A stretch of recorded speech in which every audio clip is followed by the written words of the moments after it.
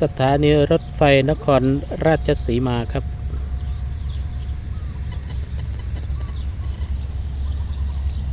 วันนี้วันที่25เมษายนเดี๋ยวเราจะนั่งรถไฟขบวนเที่ยวล่องจากโคราชนี่แหละมุ่งหน้าลงกรุงเทพดูการก่อสร้างเส้นทางรถไฟความเร็วสูงแต่ละช่วงแต่ละสัญญาเดี๋ยวเราเริ่มที่โคราชแล้วกันเป็นเที่ยวล่องเนาะทริปนี้เริ่มจากสัญญาที่3-5บริเวณนี้ก็กำลังเตรียมครับเตรียมพื้นที่เพื่อที่จะก่อสร้างในบริเวณสถานีเคลียร์ไปเรื่อยๆตรงที่เราเห็นตรงนี้ก็จะเป็นรางเดิมเคลียร์ออกแล้วก็เหลือเฉพาะรางที่ใช้งานไปก่อนส่วนจะรื้ออะไรต่อไปก็เราก็ติดตามไปเรื่อยๆเห็นทางเจ้าหน้าที่เขาบอกว่าจะต้องย้ายสถานีที่เป็นออฟฟิศจำหน่ายตั๋วมาทางซ้ายมือเราครับจากฝั่งโน้นเพื่อเปิดทางในการเคลียร์พื้นที่ก่อสร้างพื้นที่บริเวณก่อสร้างก็พื้นที่บริเวณก่อสร้างจะสิ้นสุดอยู่บริเวณข้างหน้าเราห่างแล้วจากจุดนี้ประมาณ100 เมตรได้แบบแปลนอาคารสถานีจะเป็นยังไงเราก็ค่อยไปดูในเพจในเว็บไซต์มีอยู่ครับแต่ไม่รู้ว่าชัดเจนหรือยังเป็นพิมพ์เขียวเป็นบลูพิ้นเป็น agreement ที่จะต้องแยกออกมาเป็นแบบก่อสร้างกันหรือยังไม่เห็นแต่ว่าเป็นแบบเป็นเขียนให้ดูว่าสถาปัตยกรรมสถานีโคราชเป็นอย่างนี้นะเดี๋ยวเราค่อยดูไปเรื่อยๆครับให้เห็นการก่อสร้างชัดเจนก่อนค่อยดูว่ามันเป็นยังไงที่ผ่านมาเราก็เห็นแต่เป็นแบบแปลนคร่าวๆสำหรับ Presentation สำหรับให้เห็นว่าสถานีเป็นอย่างนี้นะ Blueprint จริงๆอ่ะจะเป็นยังไงค่อยดูอีกทีนึง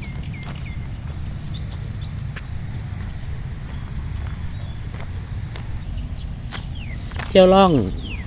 ที่โคราชก็จะเป็นสัญญาที่3-5การก่อสร้างตามเส้นทางเดี๋ยวเราจะมุ่งหน้าไปทางคลองไผ่ครับทริปนี้ไปถึงรังสิตเลย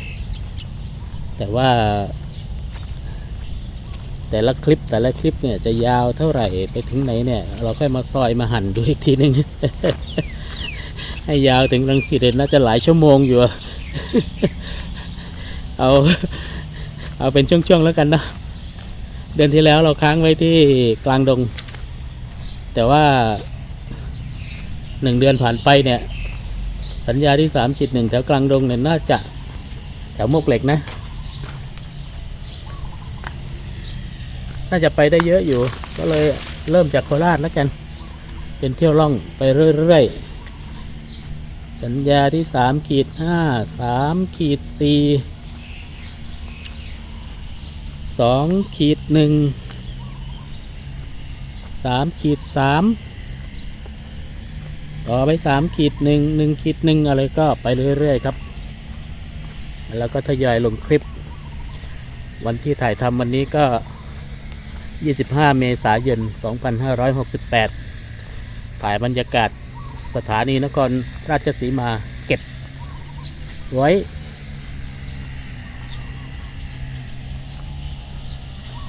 ว่าเวลานี้มีการเคลียร์พื้นที่กันประมาณนี้นะแล้วเราก็มาดูเรื่อยๆ 1 เดือนผ่านไป2 3 4 เดือน 5 เดือนเป็นยังไงข่าวคราวถ้าเราทราบข่าวว่าจะมีการเคลียร์พื้นที่หรือถอนเราก็มาดูเรื่อยๆครับถนนมุขมนตรีครับอีก1 จุดบริเวณสถานีที่จะก่อสร้างอาคารสำนักงาน ก็มีการทุบหรือถอนต่อเนื่องหลายเดือนแล้วล่ะก็มีการทุบออกไปเรื่อยๆวันนี้วันที่ 25 เมษายนก็ทุบได้เยอะอยู่นะแต่ถ้าจะทุบจริงๆก็ไม่เกินอาทิตย์หนึ่งครับป่าราบเรียบ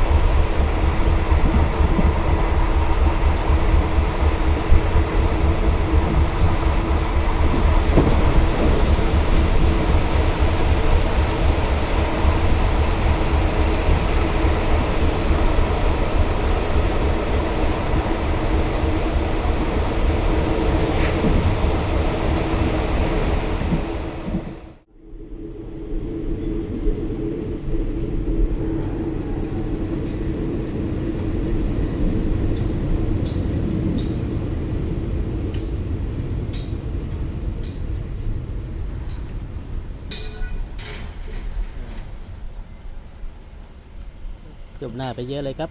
สถานีใหม่ภูเขาลาด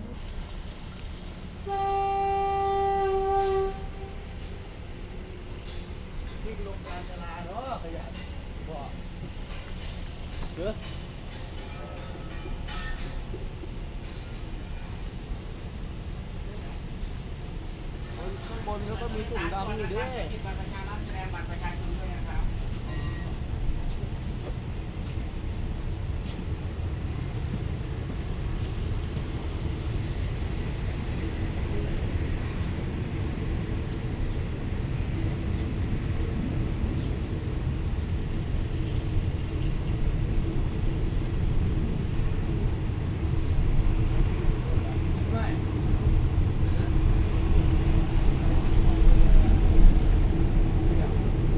ค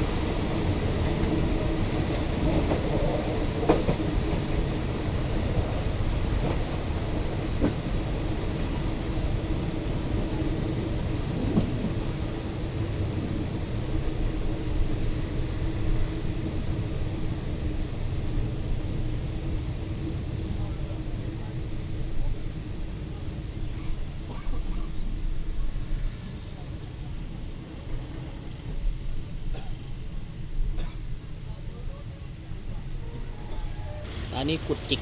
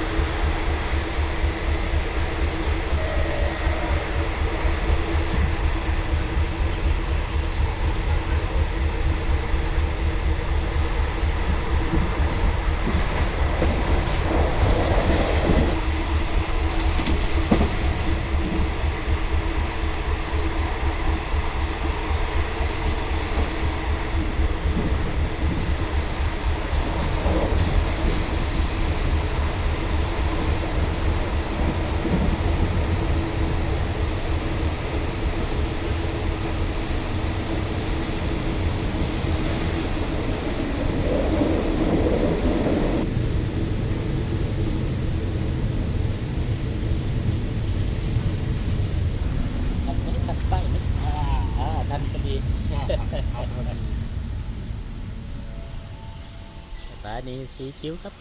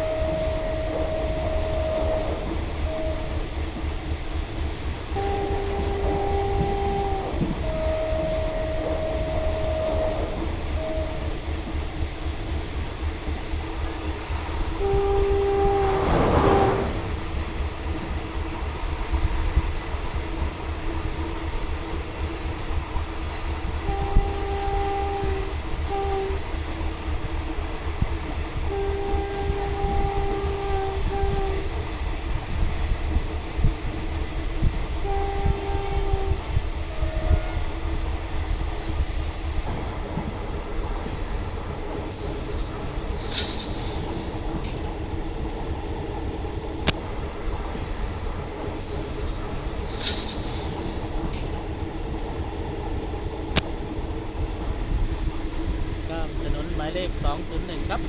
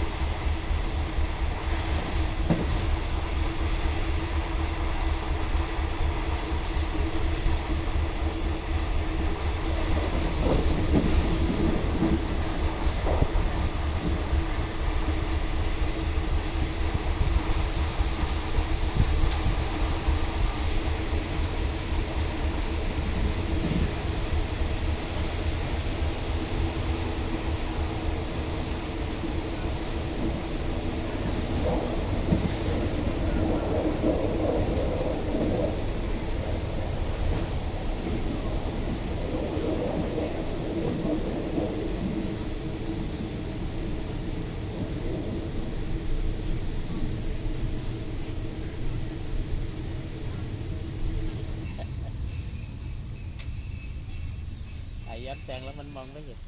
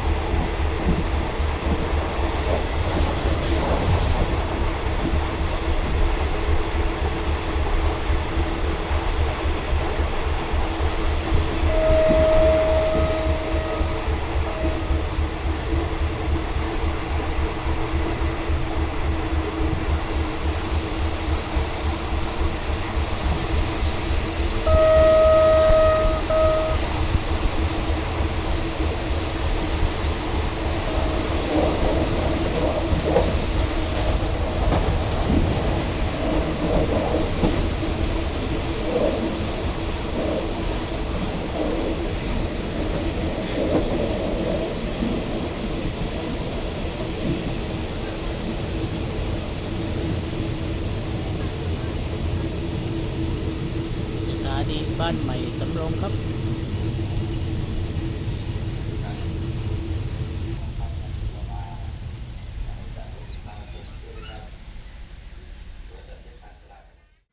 ที่แรกนึกว่าไม่ใช่คนไทย อ๋อ คนไทยนี่แหละครับ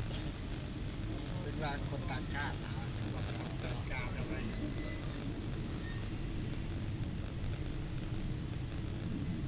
นี่ก็คนเลย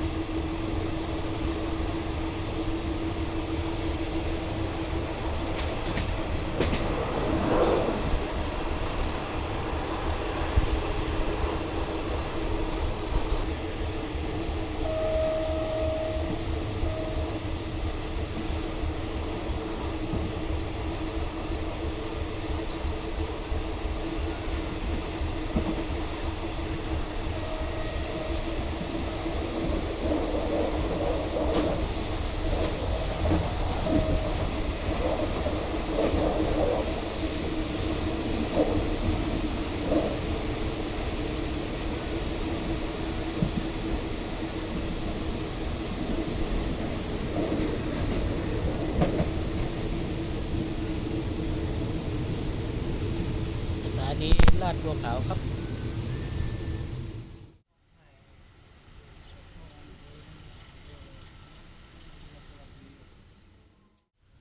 ลาดบัวขาว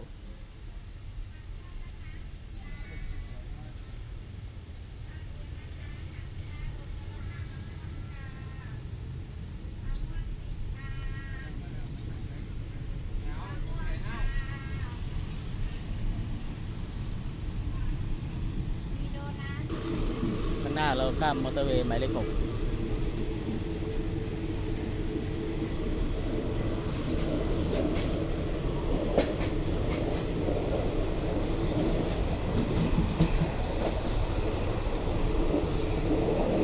กำลังทำทางยื่นเชื่อมติดกันครับทั้งสองฝั่ง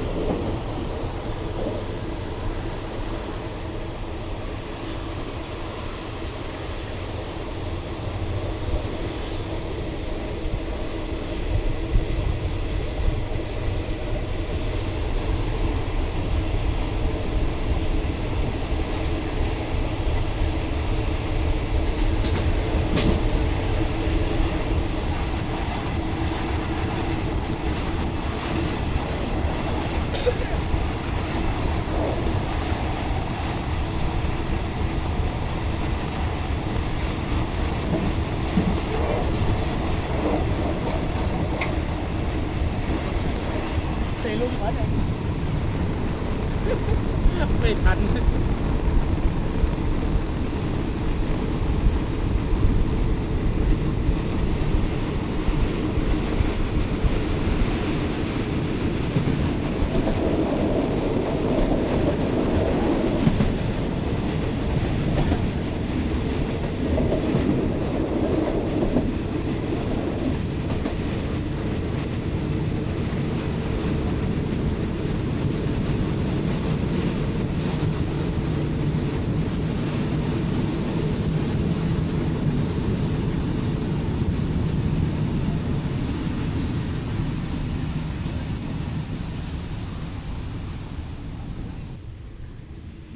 สถานีกองไผ่ครับ เดี๋ยวกองไผ่เราต้องลงไปดู หาเวลาลงไปดูได้เยอะแล้วเมื่อกี้เนี่ยทางวิ่ง